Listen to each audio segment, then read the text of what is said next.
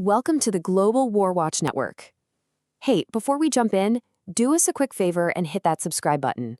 That way, you'll never miss out on our updates on global security. All right, picture this. You wake up, grab your phone, and that's the headline staring back at you. In Moscow, they're celebrating. In Europe, there's outright panic. The entire system of global security, something we've known for decades, it just breaks. It's a huge what if, and today we're going to walk through exactly what happens next. So to really get a handle on the sheer chaos of a U.S. exit, we first have to understand what America brings to the table right now. And let me tell you, it's not just another member of the club. The U.S. is the cornerstone, the absolute foundation of the whole thing. Let's just start with the money, because it's staggering. 70%. Just let that number sink in.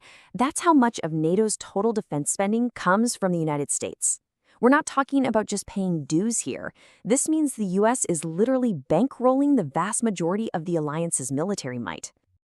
And it's not just about the cash, not by a long shot. We're talking about a massive physical footprint.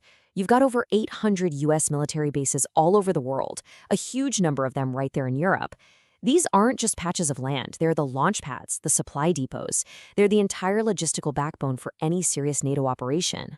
Then you get to the actual hardware, the really high-tech stuff that other members just don't have at the same scale. We're talking about the F-35 stealth fighters and B-2 bombers that can go anywhere, the Aegis missile defense systems that protect entire continents, not to mention the satellite networks for intel and the massive cargo planes that move troops and gear. Without this stuff, NATO's tech advantage takes a massive hit. And finally, there's the big one, the ultimate insurance policy. The U.S. provides what's called the nuclear umbrella. Basically, through a nuclear sharing program, America's nuclear arsenal protects the entire alliance. It is the unspoken, absolute guarantee that stops a major adversary from trying anything truly catastrophic. Okay, so we've established the U.S. is the cornerstone. What happens when you just yank it out? Well, you get a power vacuum so big it's hard to even imagine. Let's look at what happens the very next day. Right away, the financial picture becomes a disaster. I mean, just look at this chart. The alliance's collective budget doesn't just dip, it completely craters. Overnight, NATO is trying to operate with only 30% of its funding. European countries would have to find unbelievable amounts of money, and fast, just to keep the lights on. And that budget collapse hits the battlefield hard. Suddenly, controlling the skies is a real challenge. That global navy, it shrinks down to a few regional fleets.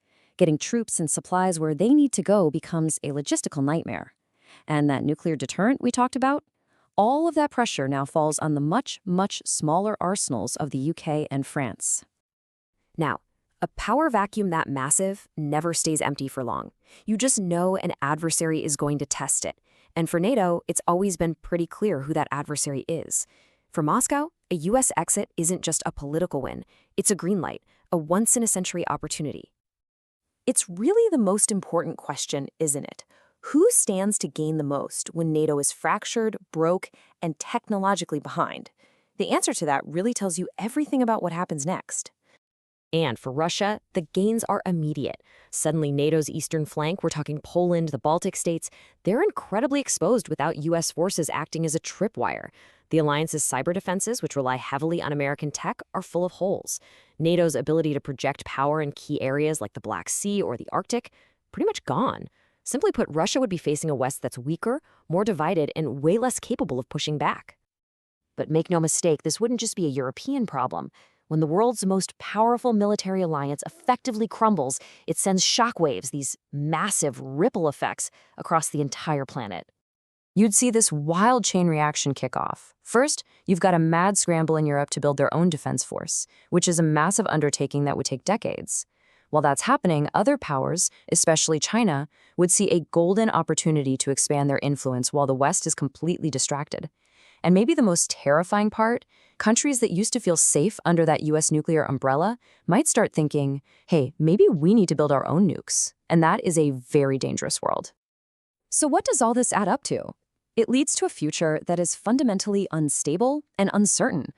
The map of global power that we've known for most of our lives would be completely torn up and redrawn from scratch. So here's the bottom line. The U.S. leaving NATO isn't just rearranging some treaty obligations. It actively dismantles the entire global security system.